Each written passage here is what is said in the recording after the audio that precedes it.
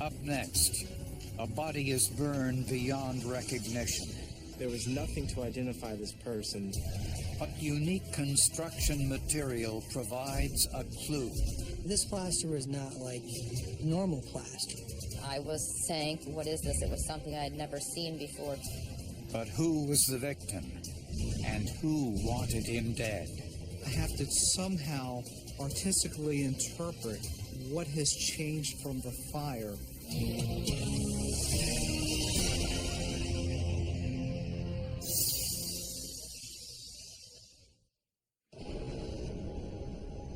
Just after midnight one Christmas Eve, motorists along Route 83 near Baltimore reported a brush fire just off the southbound lane. A volunteer firefighter was first on the scene. He climbed down the embankment, which is a steep embankment, and walked his way towards the fire. When he got there, at first he thought it was a mannequin or something of that sort. But as he got closer, he realized it was a human being.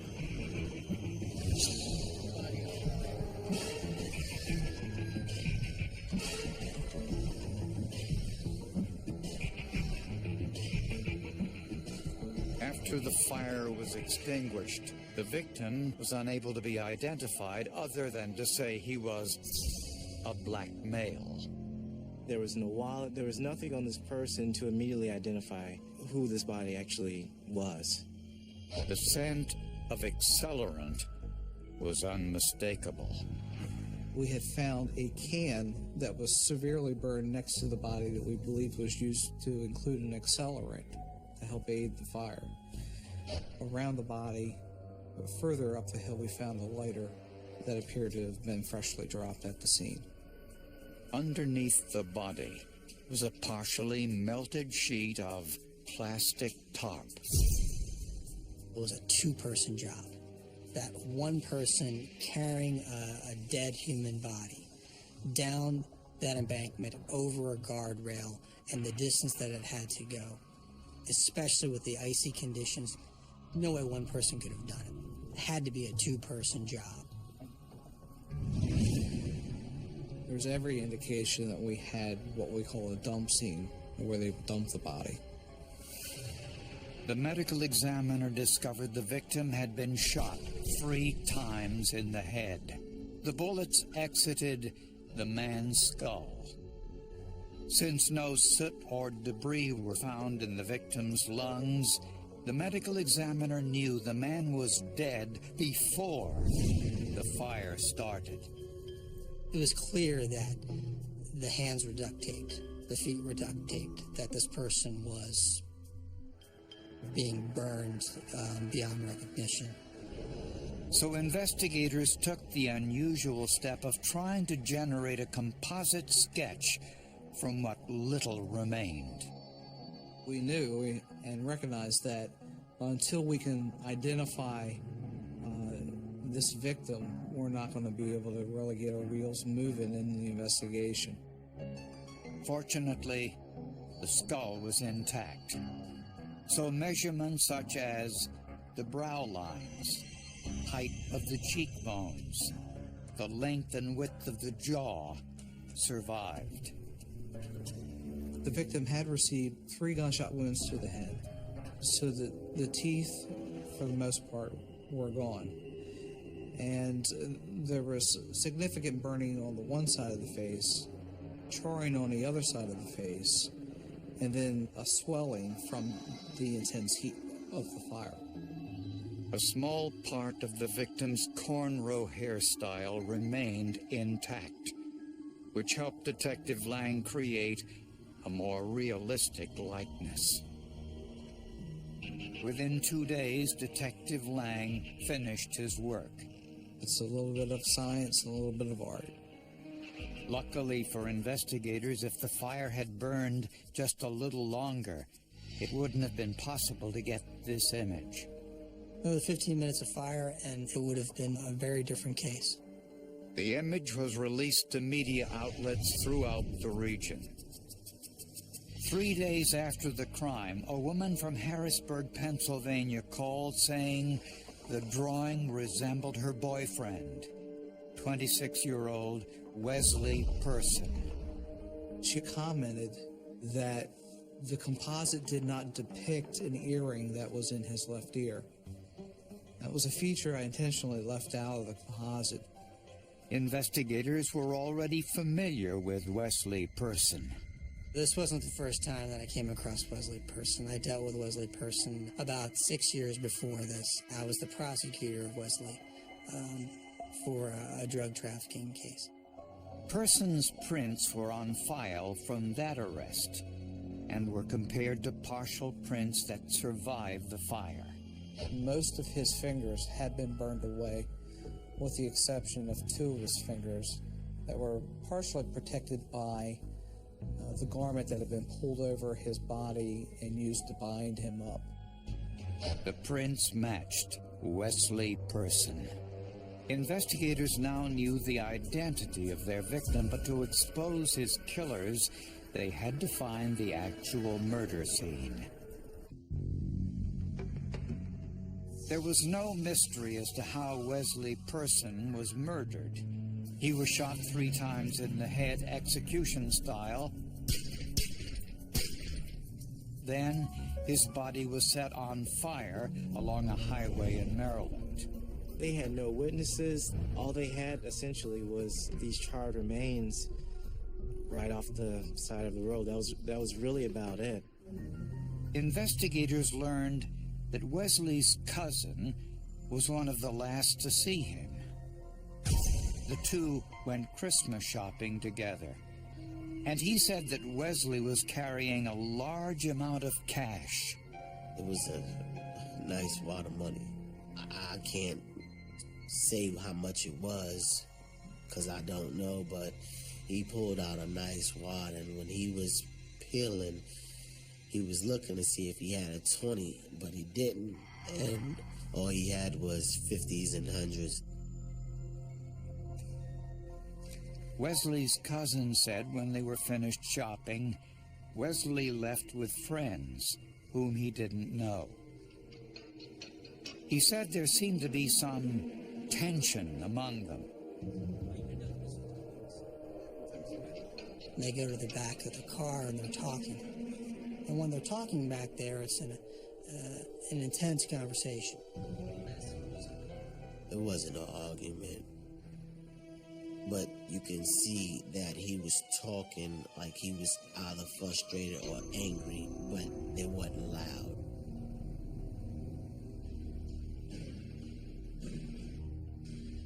The 3 men drove off, and the next day, Wesley Person was dead.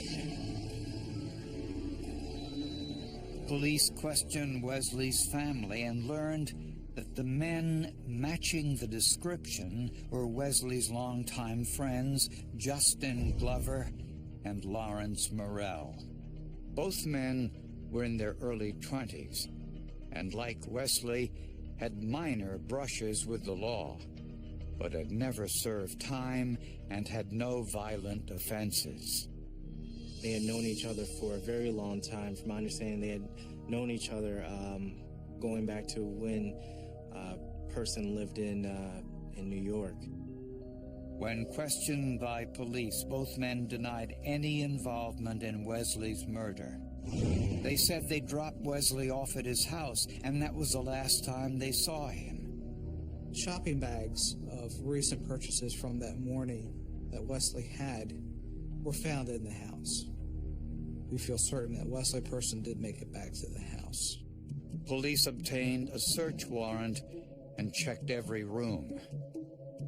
We luminoled that house top to bottom. We could find nothing, absolutely nothing in that house that gave us any indication that he was shot and killed there. Police also checked Lawrence Morrell's car, the one Wesley Person got into after Christmas shopping. We checked the trunk and the interior of the car for any evidence for shooting scene, any evidence of trace, blood, or anything. Couldn't find anything in the car. Then, investigators found a potential clue. At Wesley Person's autopsy, they found some material inside the plastic tarp next to his body.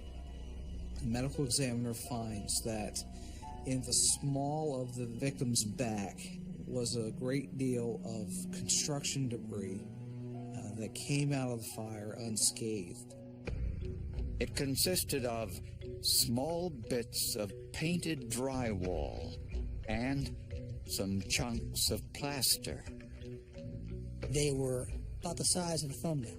But this plaster was not like normal plaster. What made it abnormal were these thread-like strands embedded in every piece. I was saying, I wonder what that is. Is this something that's important, or, what is this? It was something I had never seen before, so it was my own, curious nature that led me to pull it out of the sample and then look for it in other samples. Trace analyst Cassandra Burke extracted these threads and viewed them at 40 times magnification. As soon as I looked at them under the microscope, I could tell they were animal hairs. Prior to the 1940s, animal hairs were commonly used as a binding and strengthening agent in plaster. This meant the murder site was probably in a house built before 1940. Unfortunately, there were thousands of them.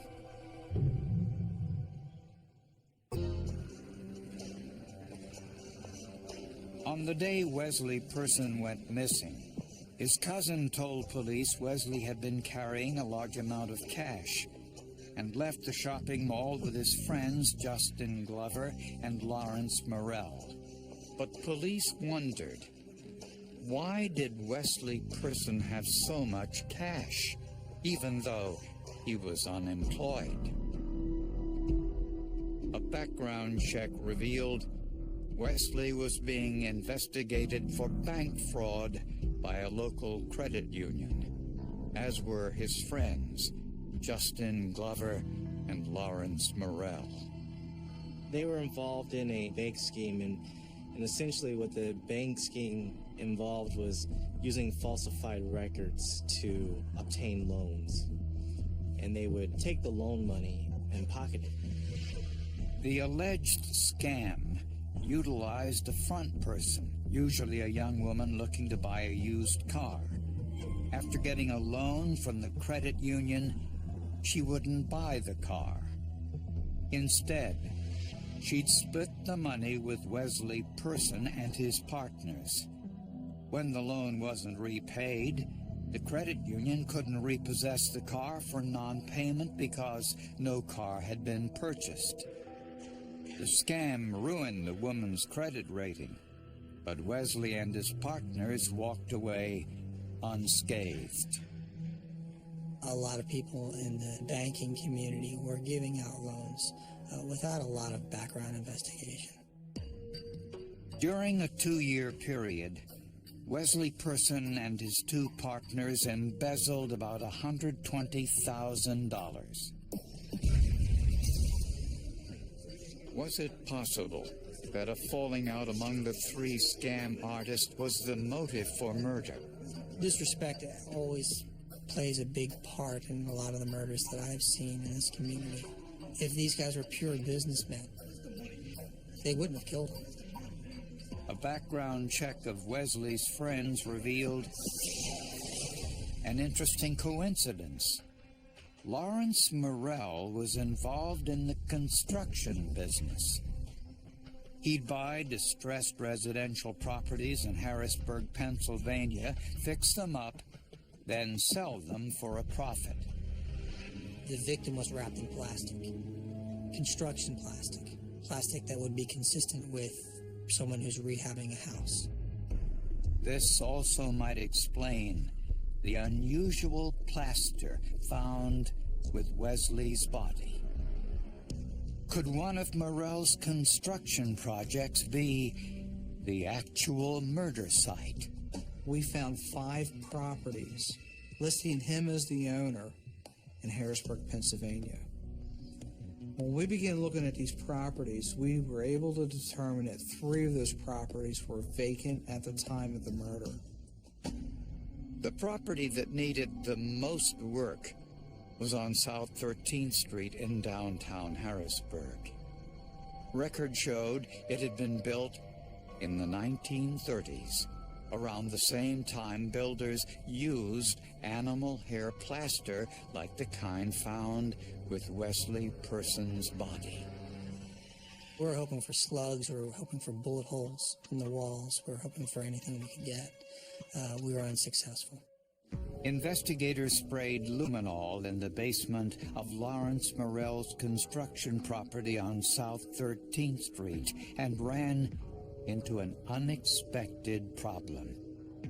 As we're looking at that, crime lab techs are explaining to me that in Harrisburg, their soil is iron rich, and iron in itself will give false positives during an luminol test. But in the basement, investigators found a pile of debris swept into a corner. They gathered everything and sent it to the forensic lab. Under a microscope, scientists found pieces of drywall with the same blue and pink paint layers as the drywall found underneath Wesley's body. What are the odds that you and I both went to Home Depot and bought the same paints all the time and painted our walls the same colors year after year after year? But were both samples the same paint? Analysts put both samples under a scanning electron microscope. You're using the microscope and all of the features of the microscope to be able to see what's included in that chemical composition of the paint. The chemical structures in both samples were identical. Scientists also found animal hair plaster. But this wasn't just any animal hair. The animal hair in the plaster found underneath Wesley's body had something in common with the animal hair in the plaster from the renovated house. I was able to say that these were animal hairs that were from the same animal. They knew that they had the right residents. They knew that they had the right people. But the ultimate proof came from a piece of ductwork from the basement floor. Testing showed it contained a tiny speck of human blood. And DNA testing left no doubt who the blood had come from. It ended up being the blood of Wesley Person. We had found our crime scene. We had the victim's blood there. Investigators felt they knew who planned this attack. Justin Glover's an idiot. Lawrence Morell is the smart one here, and he's the one with the brains to be able to put this thing together. But could they place Justin Glover and Lawrence Morell at the scene? Both Lawrence Morell and Justin Glover denied any involvement in Wesley Person's murder. They both claimed they had alibis for that night. So investigators checked the men's cell phone records. Glover's phone is trackable because he is constantly either receiving calls or he's making calls. And from those cell phone calls, we're able to see what tower, the closest tower that cell phone is going to hit off of. Glover said he was with his girlfriend. He made a series of telephone calls to his girlfriend from his cellular telephone, which was not consistent with being with her the whole night. The cell phone records show that Glover was in the area where the burning body was later found. And a check of Lawrence Morell's cell phone record showed he was in the area as well. At 4:30 in the morning, his cell phone is used right near the Capitol in Pennsylvania, right near the Capitol building, as the cell towers tell us. Morrell was checking his voicemail. Oddly, so was someone else. At the exact same place and exact same time. At 4:30 in the morning, Justin Glover's checking his voicemail messages at the Capitol building. It shows, when you look at the cell phone records, that they were together. Harrisburg, Pennsylvania is about 65 miles from where Wesley Person's body was set on fire in Maryland. 10 weeks after Wesley Person was killed, Justin Glover and Lawrence Morrell were arrested and charged with his murder. Prosecutors believe Wesley Person cashed a check for a fraudulent bank loan without telling his partners, and in doing so, signed his own death warrant. Wesley Person never paid them the money that they were owed. Justin Glover, Lawrence Morrell were supposed to receive at least $1,000 each from each of these loans. Prosecutors believe Glover and Morrell found out and wanted revenge. They picked him up in Harrisburg, then took him home so he could get the money they believe he'd stolen from them. Then they forced Wesley back into their car and drove him to the home on South 13th Street in Harrisburg that Morrell was renovating. The evidence shows this was where they shot Person 3 times in the head. His blood spattered onto a piece of ductwork on the basement floor. The two men cleaned up the scene, but didn't see the blood on the ductwork. They wrapped the body in construction plastic, unaware that bits of animal hair plaster were wrapped with it. Plaster that tied the body to the house.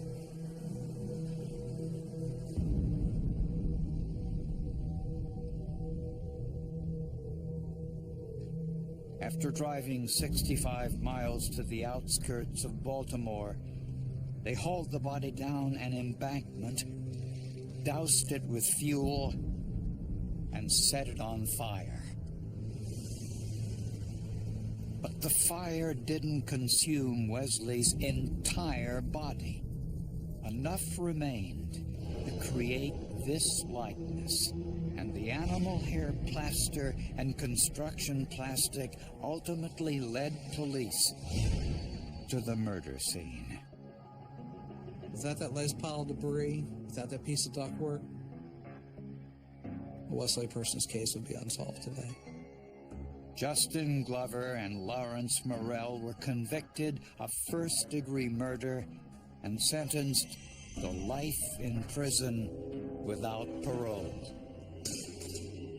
For them guys to do something real devious like that, you know, it really put a hurt on everybody in my family. The murder was planned, and so was the cover-up. But they simply couldn't hide all the evidence.